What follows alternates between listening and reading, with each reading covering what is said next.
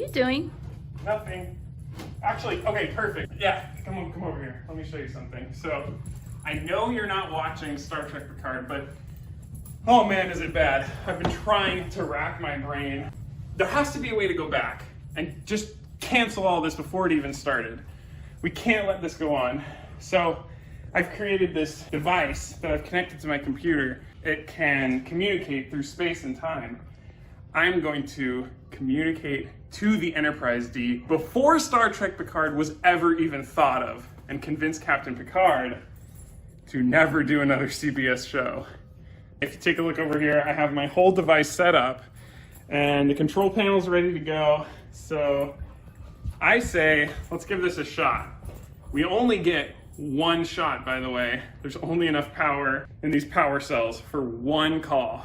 So I have to make it count. Let's do this. Captain's log, stardate 45349.1. The Enterprise is on its way to Penthara 4, where a Type C asteroid has struck an unpopulated continent. You certain, Mr. Worf? There was a space-time distortion, sir, and there is something back there. We passed within 300 kilometers of it. It's too close to be a coincidence. Ensign, bring the ship about. Let's take a look at Mr. Worf's distortion. Aye, sir. Mr. Worf's what? The lieutenant's sensors have detected a temporal distortion almost in our current course. There's a small object back there that wasn't there a few moments ago. The object is 50 kilometers ahead, sir. Okay. Let's do this. Full stop, Ensign. Aye, sir. On screen. Dimensions, Worf? Approximately 5 meters in length, sir. Come on. Please pick up. Life signs. No signs of any kind. Our sensors do not penetrate the hull. Try hailing it. I'm Captain Jean-Luc Picard. Of the Federation Starship Enterprise, I know. Look, it's really important you listen to me. In the future, you're going to play a poker game with the rest of your staff. It is really important that that be the end of everything. What? CBS is going to offer you a new show called Star Trek Picard, and it is imperative you do not start this. It doesn't matter what. Mute. Reactions. I do not trust him. Counselor. He's deceiving us, and he's clearly hoping to manipulate us. Battle stations! Aye, sir. Fire all weapons.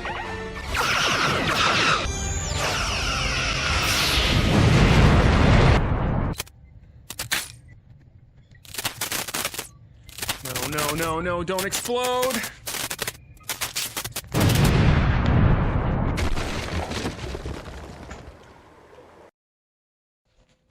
What's up? Different day. Since Captain Picard and his crew decided to blow up my special device, I have no way to contact them to tell them to not do the show. So yeah, it's been a little while getting over that. But I actually do have a lot to say about Star Trek Picard, but I'm going to keep it brief because it's going to take a long time to actually say everything, and I don't know if there's interest for that or not. So if you are interested, let me know, but for now I'll just keep it on a couple things.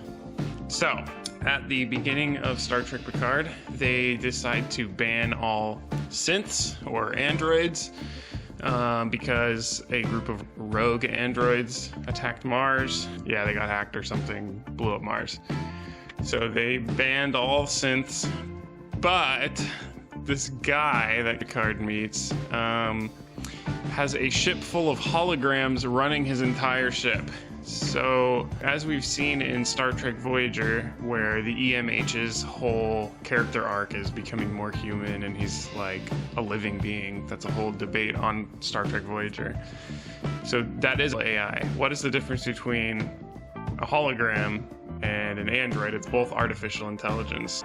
They said that artificial intelligence is the problem, not just androids. Anyway, I don't see what the difference is. Having a bunch of androids running your ship or having a bunch of holograms seems the same to me. And holograms actually seem like it would be more dangerous because your ship seems like it could be hacked more easily than androids. Another huge problem is episode 4. Like, I don't know who's watched the show, but episode 4 is just like a complete mess. There's so much I could talk about with episode 4. man, the fact that in the previous episode they're like rushing to this Borg cube, then all of a sudden Picard's like, oh, let's go visit this Romulan relocation site to visit this boy I abandoned 14 years ago or whatever.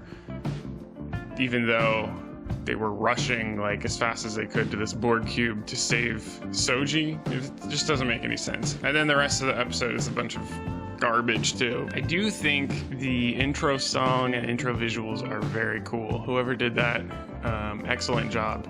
Got me really excited for the show, but as soon as the actual episode starts, then I'm immediately let down. I guess the last thing that I'll bring up for now is, Star Trek is this show that's focusing on science, and yet the whole storyline is started by these dreams Picard has, and also Daj talking to her mom. We don't ever find out who this mom is because she's fake and doesn't exist, so I don't know who's telling her this info. But the mom, who doesn't exist, tells her to go find Picard. And that's how the story gets started. So, dream and something that's never explained. That's what starts the story. That's just my opinion. I don't think this is what Star Trek is, and not enjoying it. Let me know what you think if you've seen the show, or if you want to see more.